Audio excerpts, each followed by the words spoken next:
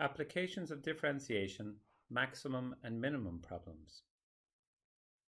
The theory here is that the maximum or minimum of a function can be found because the derivative of the function would be equal to 0 at that value. In this question, we see a rectangle is being formed by using the positive x-axis, the y-axis, and a point B that is on the line 2x plus y equals 6, as shown in the picture. Part 1. Find an expression for the area A square units of the rectangle in terms of x. Now we could see the area of a rectangle is length by breadth, and we could see that the length of this is maybe x units and the breadth is y units. So x times y is the area, but we want it in terms of x, so we need to express y in terms of x. That's what we're going to do first. So if we write the equation of the line, express it in terms of y, we'll have y expressed in terms of x. So y is negative 2x plus 6. So we could write b in terms of x like this. And the area is x by y, because it's length by breadth. So whatever the x coordinate is multiplied by the y coordinate, that would be the area of this. So in terms of x, we could express that as x being multiplied by negative 2x plus 6. This is the solution. However, we might multiply it out. I'll do the positive term first. X by 6 is 6x, and x by negative 2x is negative 2x squared.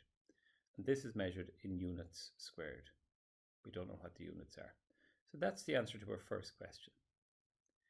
Next, we're being asked, what is the domain set of the values of x?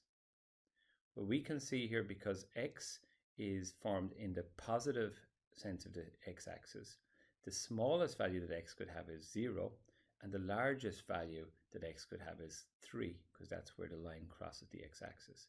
So the domain of this function, the domain of y, is between 0 and 3.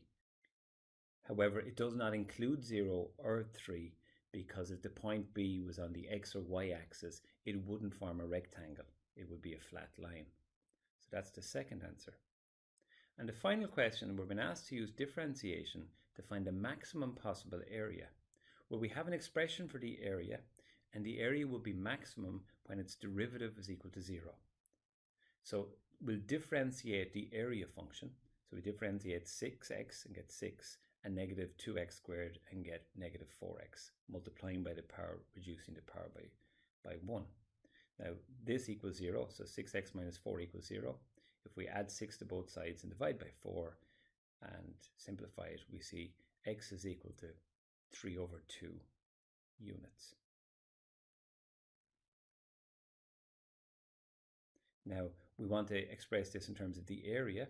If x is 3 over 2 units, what would the area be? So we sub this 3 over 2 back into our area expression.